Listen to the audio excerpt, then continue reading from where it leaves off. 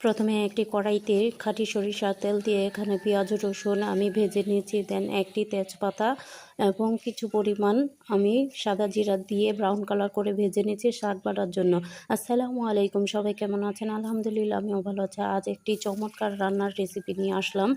Skip না করে ভিডিওটা পুরোপুরি দেখবেন। দেন আমি একটি কড়াইতে তেল দিয়ে আবার পেঁয়াজ রসুন এবং সামান্য শুকনো মরিচ, কাঁচামরিচ, তেজপাতা এগুলো দিয়ে ভেজে নিচ্ছি। দেন আমি এখানে 3 চামচ পরিমাণ আদা রসুনের পেস্ট দিয়ে মশলাটা ভালোভাবে কষিয়ে নিচ্ছি। এরপরে আমি 1.5 চামচ পরিমাণ হলুদের গুঁড়ো এবং 2.5 টেবিল চামচ মরিচের গুঁড়ো, হলদের গুঁড়ো মিক্স করে আমি মশলাটাকে ভালোভাবে কষিয়ে নিচ্ছি একটু পানি দিয়ে। এই মশলাটা যত ভালোভাবে কষানো যায় তত মজা হয়, তরকারির স্বাদ দ্বিগুণ হয়।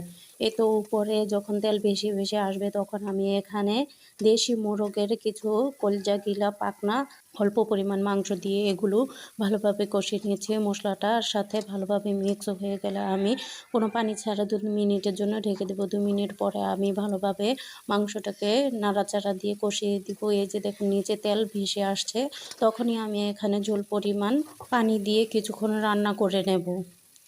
এখানে ঝোলটা একটু পরিমাণ বাড়তি দিতে হবে, কারণ দেশি মোরগের মাংসটা একটু নরম হতে সময় লাগে।